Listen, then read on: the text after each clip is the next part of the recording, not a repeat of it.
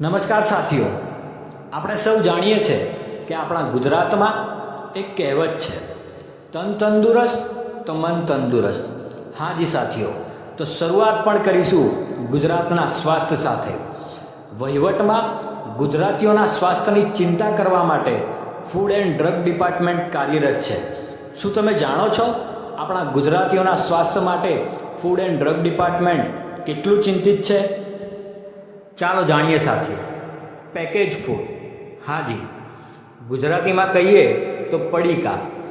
આ package food અને પડીકા એ આપણા જીવનનો અગત્યનો અંગ બની ગયું છે. ધારો કે કોઈ નાનું છોકરું રોતું હોય તો આપણે એને કોઈને કોઈ પેકેજ આપીને એને શાંત કરાવવાની કોશિશ કરતા હોઈએ છીએ. અને એટલા જ માટે આ પેકેજ ફૂડ અને પડીકાની ગુણવત્તા જાણવી એ ખૂબ જ અગત્યની છે. તાજેતરમાં જ આપણી લોકસભામાં રજૂ થયેલા એક રિપોર્ટ મુજબ ગુજરાતમાં 5 વર્ષથી નીચે હોય એવા 39% બાળકો કુપોષણથી પીડાય છે. અને આ બાબતે ગુજરાતની જે હાલત છે એ દેશના બીજા રાજ્યો જેવા કે ત્રિપુરા, ઝારખંડ, ઓડિશા અને છત્તીસગઢ કરતાં પણ ખરાબ સ્થિતિમાં છે. અને આ માત્ર બાળકોના સ્વાસ્થ્ય પૂરતી વાત નથી. તાજેતરના એક સમાચાર મુજબ ગુજરાતમાં પ્રતિ કલાકે સરેરાશ 10 વ્યક્તિ હૃદયની સમસ્યાનો શિકાર બને છે.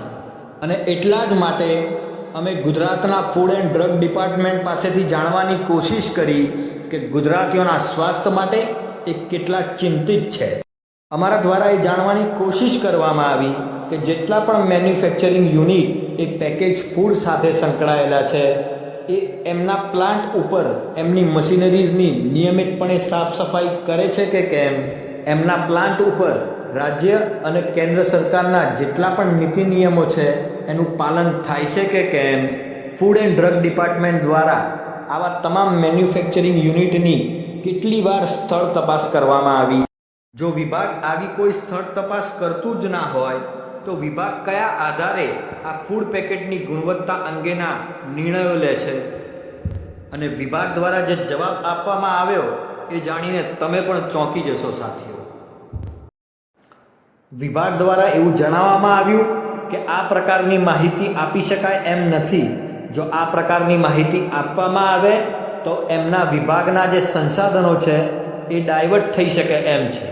ટૂંકમાં ગુજરાત અને ગુજરાતીઓના સ્વાસ્થ્ય અંગેની જે માહિતી અમે મેળવવા માગતા હતા એનો સચોટ જવાબ મળેલ નથી. કદાચ એવું પણ હોઈ શકે કે વિભાગ દ્વારા કોઈ કાર્યવાહી જ કરવામાં ના આવી હોય જેથી આ માહિતી ના આપી શકે.